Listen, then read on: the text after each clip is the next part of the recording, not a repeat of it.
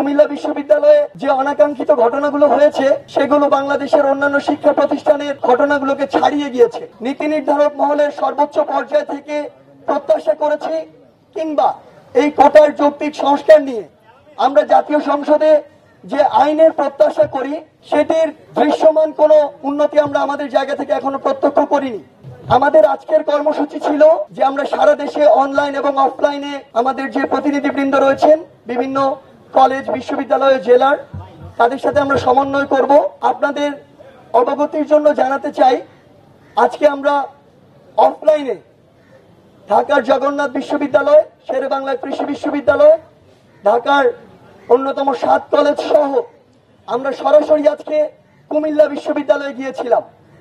কারণ আপনারা জেনে থাকবেন যে কুমিল্লা বিশ্ববিদ্যালয়ে যে অনাকাঙ্ক্ষিত ঘটনাগুলো হয়েছে সেগুলো বাংলাদেশের অন্যান্য শিক্ষা প্রতিষ্ঠানের ঘটনাগুলোকে ছাড়িয়ে গিয়েছে। সেখানে রাবার বুলেট নিক্ষেপ থেকে শুরু করে টিয়ার শেল নিক্ষেপ পর্যন্ত হয়েছে এবং 30-এর অধিক শিক্ষার্থী আহত হওয়ার খবর পাওয়া গিয়েছে। প্রশাসনের পক্ষ থেকে, পুলিশের পক্ষ থেকে এবং বিভিন্ন জায়গায় সরকার দলীয় ছাত্র সংগঠনের পক্ষ থেকে আন্দোলনকারীদেরকে বাধা প্রদান করা হয়। এর মধ্যে চট্টগ্রাম বিশ্ববিদ্যালয়ে নারী পুলিশ দিয়ে নারী শিক্ষার্থীদের উপর হামলা চালানো হয়, সাধারণ শিক্ষার্থীদের উপর লাঠিচার্জ করা হয়। কুমিল্লা বিশ্ববিদ্যালয়ে পুলিশ গুলি বর্ষণ করে এবং 20-এর অধিক ছাত্ররা আহত হন। শেরেবাংলা কৃষি বিশ্ববিদ্যালয়ে পুলিশ লাঠিচার্জ করে শিক্ষার্থীদেরকে আহত করে। টাঙ্গাইলে মাওলানা ভাসানী বিশ্ববিদ্যালয়ে পুলিশ বাধা ও হামলা করে।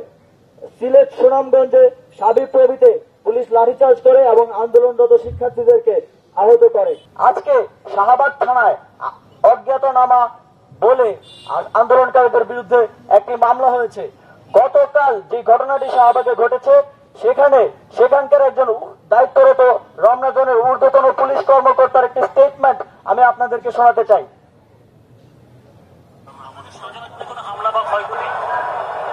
আমাদের শাহজাহানে হামলা না, এখানে আমাদের শাহজাহান ছিল। তো বিশ্ববিদ্যালয়ের ছাত্ররা যখন এসেছিল তারা অনেকেই এখানে দাঁড়িয়ে ছবি তুলেছে, এই ধরনের একটা ঘটনা, তবে কোনো ক্ষয়ক্ষতির ঘটনা ঘটেনি। আপনারা শুনতে পেয়েছেন, তিনি বলছেন বিশ্ববিদ্যালয়ের ছাত্ররা সেখানে দাঁড়িয়ে ছবি তুলেছে, কোন প্রকার ক্ষয়ক্ষতি কিংবা হামলার ঘটনা ঘটেনি। কিন্তু তারা আজকে ষড়যন্ত্র করে শিক্ষার্থীদের এই ঘটনাটিকে কেন্দ্র করে আমাদের বিরুদ্ধে মামলা করলো এবং অজ্ঞাতনামা বলে সেখানে শিক্ষার্থীদের আন্দোলনে বাধার চেষ্টা করলো। এটি নিয়ে আমরা সন্দিহান। সরকার আসলে এই যে ছাত্র আন্দোলন স্বতঃস্ফূর্তভাবে গড়ে উঠেছে সারা বাংলাদেশে, সেটা দমনের প্রস্তুতি এবং পরিকল্পনা নিচ্ছে। আমরা বলতে চাই যে আমাদের আন্দোলনটি যৌক্তিক, ন্যায়সঙ্গত এবং শান্তিপূর্ণভাবে আমরা চালিয়ে যাচ্ছিলাম।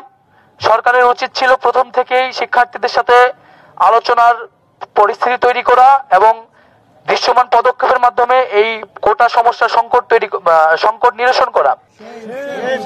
আমরা বলে দিতে চাই যে সরকারের এই ধরনের কিন্তু পরিকল্পনা সরকারের জন্যই বুমেরাং হয়ে দাঁড়াবে। আমরা 18 সালের অভিজ্ঞতাও দেখেছি।